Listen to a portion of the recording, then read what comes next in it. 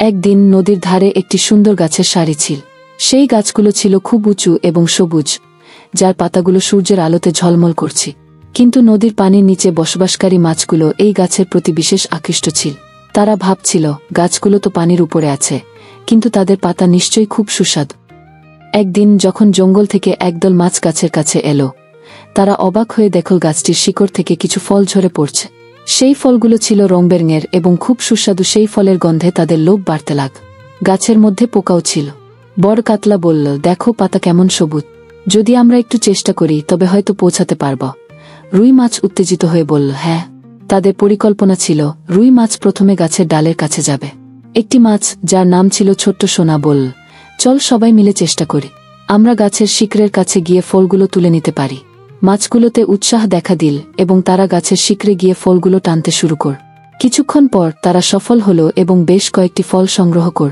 বড় কাতলা তখন বলল, আরে একটু সাবধান হও, তুমি তো পড়ে যাচ্ছ। কিন্তু রুই মাছ বলল, ভয় পাওয়ার কিছু নেই, আমি তো আছি। শিং মাছও তার সহযোগিতা করতে শুরু কর। তারা তিনজন মিলে আবার চেষ্টা কর।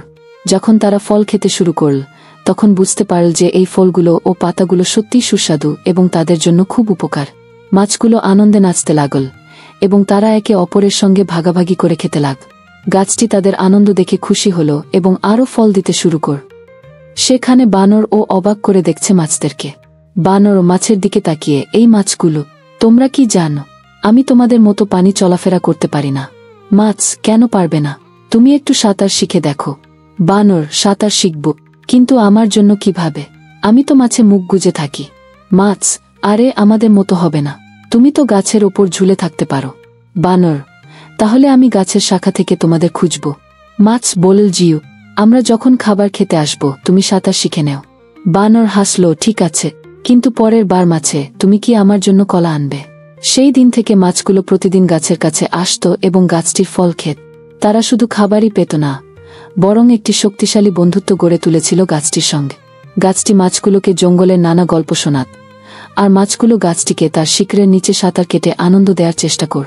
এভাবেই গাছ এবং মাছগুলোর মধ্যে একটি বিশেষ বন্ধুত্ব গড়ে উঠেছিল, যেখানে তারা একে অপরের জন্য আনন্দ এবং খাদ্য প্রদান কর। তাদের এই বন্ধুত্ব জঙ্গলের অন্য প্রাণীদের জন্য উদাহরণ হয়ে দাঁড়াল এবং সবাই শিখতে পারল যে একসাথে থাকার মাঝে যে আনন্দ রয়েছে তা সবসময় অসাধারণ হয়। এটি ছিল একটি সত্যিকারের প্রাকৃতিক বন্ধুত্বের কাহিনী, যেখানে গাছ এবং মাছ এবং বানর একসঙ্গে খাওয়া দাওয়া করত, হাসি আনন্দে নিজেদের সময় কাটা। যে গুরুত্বপূর্ণ, তোমার কোনো প্রিয় পোস্টের স্মৃতি আছে যা অনেকের দিন ভালো করে তুলেছিল? তুমি খুব সুন্দর করে কথা বললে। অবশ্যই, যদি কারো কন্টেন্ট অন্যের মন ভালো করে বা আনন্দ দেয় সেটাই আসল কথা। কিন্তু তুমি যেহেতু এই ভাইয়ের চ্যানেল বলছ, তুমি কি বিশেষ কোনো ইউটিউব চ্যানেল বা সোশ্যাল মিডিয়া প্রোফাইলের কথা বল?